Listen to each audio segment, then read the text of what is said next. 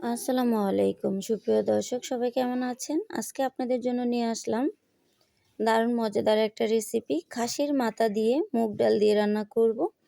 তাই ওইখানে আমি একটা খাসির মাথা ভালো করে ধুয়ে নিয়েছি। তারপরে এইখানে আমি হাফ কেজি পরিমাণ মানে 500 গ্রাম মুগ ডাল আগে থেকে একটু ভেজে নিয়েছি। এখন আমি কেচলিয়ে ধুয়ে নিয়ে তারপরে একটু ভিজিয়ে রাখবো। তারপরে চলে যাচ্ছি চুলায়। তারপরে এখানে পরিমাণ মতো দিচ্ছি পেঁয়াজ। এখন আমি পেঁয়াজের পরিমাণটা কম দিব, কারণ পরে আমি পেঁয়াজটা ব্যবহার করব। অনেকেই বলেন যে খাসির মাথা দিয়ে মুড়িঘণ্ট করলে নাকি একটা গন্ধ আসে, সেই গন্ধটা আসবে না। আমার এই টিপসটা ফলো করলে অবশ্যই আপনারা সুন্দরভাবে খাসির মাথা দিয়ে মুড়িঘণ্ট রান্না করে নিতে পারবেন। তারপরে এইখানে দুটো তেজপাতা, এলাচ, দারচিনি, গরম মশলা এটা মানে সবটাই আমি দিয়ে দিলাম।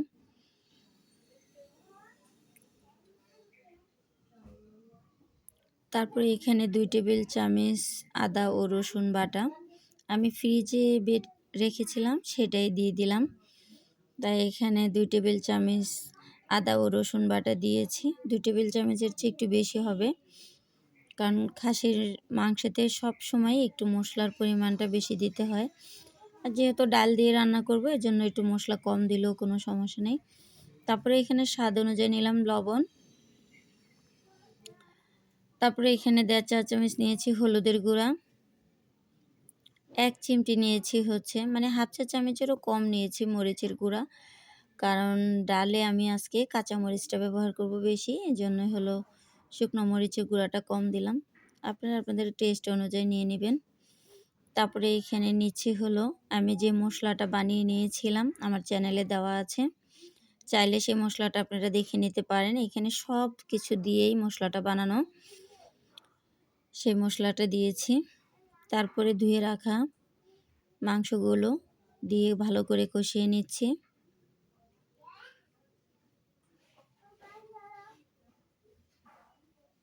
একটু ভালো করে কষায় তারপরে ডালগুলো দিতে হবে। একটু ভালো করে সিদ্ধ করে নিতে হবে। বেশ কিছুক্ষণ ধরে বারবার নাড়াচাড়া দিবে আর কষাতে থাকবো।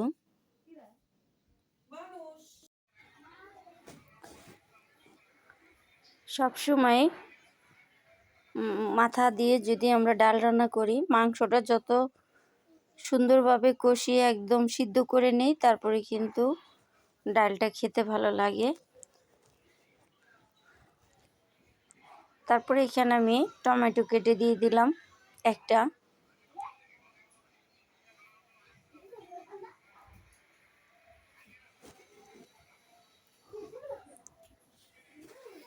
তারপর কটা কাঁচামরিচ দিলাম।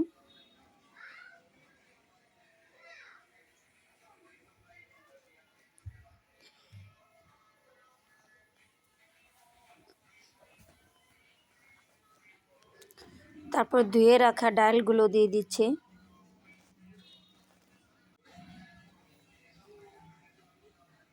এক্ষেত্রে আমি ভালো করে মাংসটা একদম সিদ্ধ করে নিয়েছি। এখন আমি ভিজিয়ে রাখা ডালটা তারপর দিয়ে এখন কষিয়ে নিব।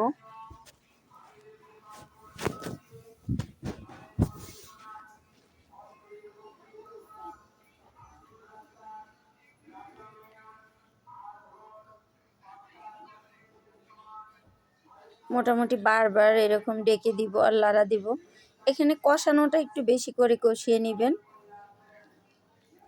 খাসির মাথা দিয়ে মুড়িঘণ্ট করলে কিন্তু অবশ্যই যত পরিমাণ আপনি কষাতে থাকবেন, দেখবেন আপনার ডালটা খেতে ততই ভালো লাগবে।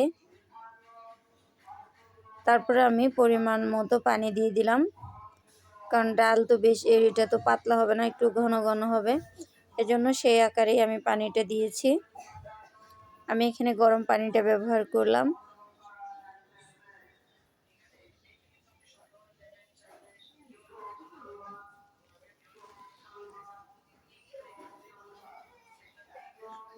ডাল মোটামুটি সিদ্ধ হয়ে আসতেছে। ডালটা পুরোপুরি সিদ্ধ হয়ে গেছে, এক পাশে আমি রেখে দিলাম। তারপর আমি বাকি প্রসেসিং করে নিচ্ছি।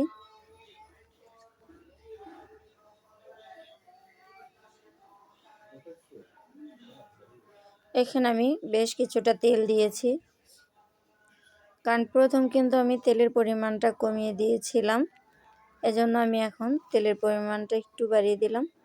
তারপরে এখানে কিছুটা রসুন ছোট ছোট করে কেটে নিয়েছি। প্রথম রসুনটা দিয়ে একটু হালকা করে ভেজে নিলাম, তারপরে দিয়ে দিব হলো এখানে পেঁয়াজ।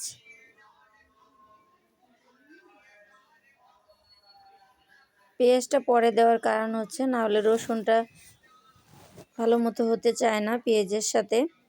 পেঁয়াজ তাড়াতাড়ি পুড়ে যায়, রসুন কিন্তু পুড়তে চায় না, এজন্যই রসুনটা আগে দিলাম, পরে পেঁয়াজটা দিলাম। তারপরে দিয়ে দিচ্ছি হলো ডালের উপর ঢেলে দিলাম।